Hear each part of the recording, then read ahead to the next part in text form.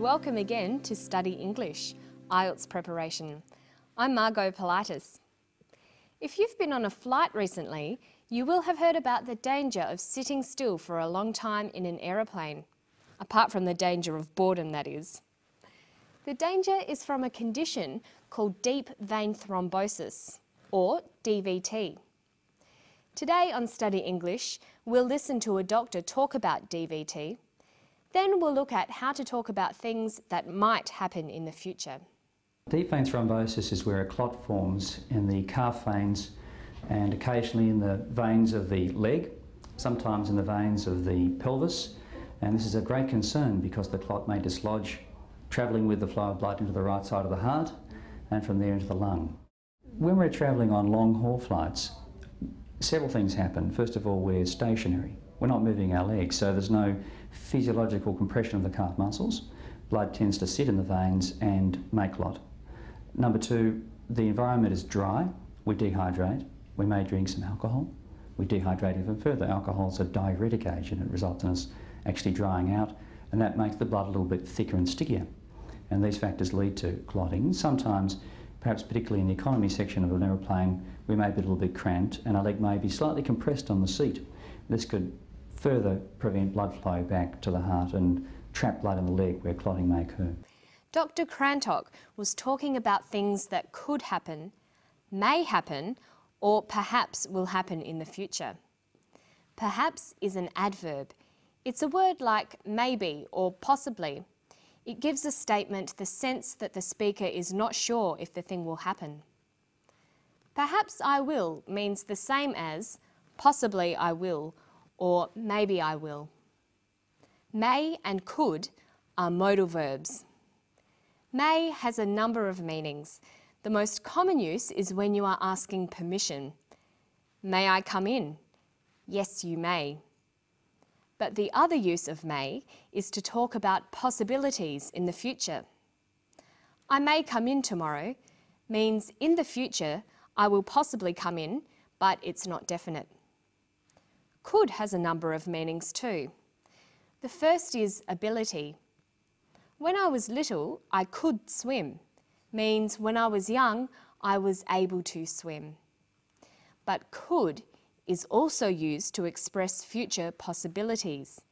It could rain tomorrow. It's not definite, but it might rain. Dr. Crantock is talking about what can happen sometimes on flights, but it won't definitely happen. Listen again. Sometimes, perhaps particularly in the economy section of an aeroplane, we may be a little bit cramped and our leg may be slightly compressed on the seat. This could further prevent blood flow back to the heart and trap blood in the leg where clotting may occur. So for speculating or thinking about what will happen in the future, we can use adverbials like possibly or perhaps. We can use modal verbs like may and could, and we can use phrases like I guess, I imagine, I suspect. So in the clip, he says blood clotting could occur. We can also say blood clotting may occur. Blood clotting will perhaps occur. Blood clotting will possibly occur. I suspect blood clotting will occur. Notice that the adverbials can occur in a number of places in the sentence. Blood clotting will perhaps occur. Perhaps blood clotting will occur.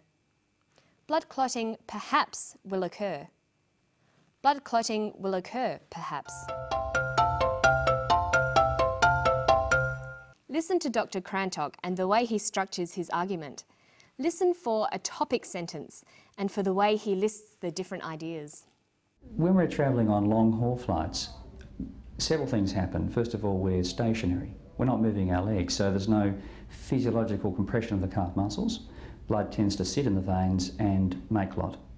Number two, the environment is dry. We dehydrate. We may drink some alcohol.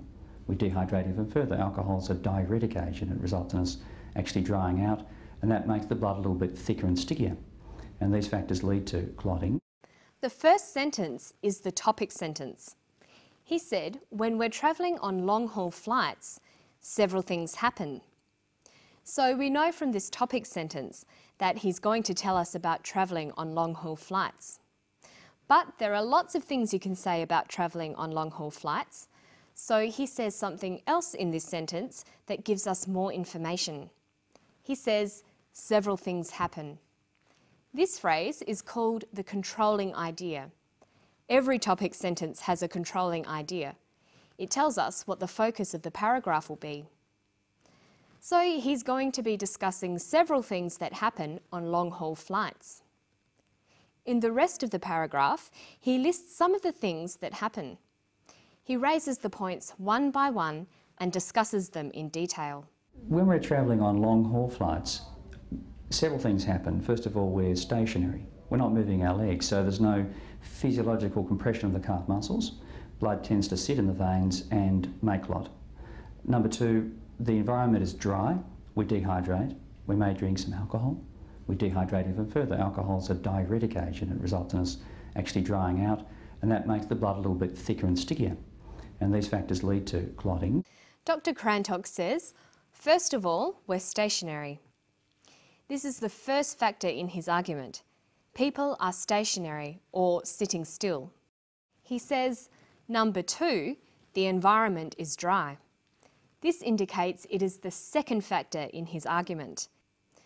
Moving on through the argument, you can keep discussing factors by using transition signals, such as another factor is, in addition or additionally, furthermore, above all. You could also use next, but this is quite informal as well. The last reason or item in the list could be introduced by lastly or finally. It's good practice to watch out for these transition devices when listening to someone talk. They'll help you to follow an argument more clearly. Finally for today, let's look at some definitions.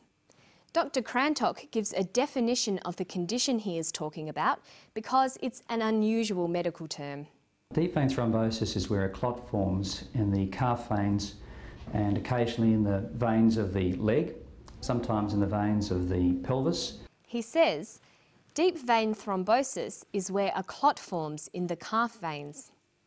This is a common pattern for giving a definition. First, name the thing being defined. In this case, it's deep vein thrombosis. Secondly, use the verb to be, is or are. Here we'd say deep vein thrombosis is. Thirdly, we can write the class. What kind of thing is it? In this case, DVT is a medical condition. So we might have deep vein thrombosis is a condition. Next, we use a word like which, who, where, or that. Deep vein thrombosis is a condition where. And finally, we give the characteristics of the thing. This could be a physical description or a description of behaviour. In the case of a medical condition, this would most commonly be the symptoms or effects of the condition. Deep vein thrombosis is a condition where blood clots form in the veins. Let's try a couple of examples. What is a computer? It stores and processes information. A computer is a machine that stores and processes information. What is an accountant? Well, we have the phrase analyses and deals with finances. An accountant is a person who analyses and deals with finances. And what is the time? The time is something that we have run out of for today. See you next time on Study English. Bye-bye.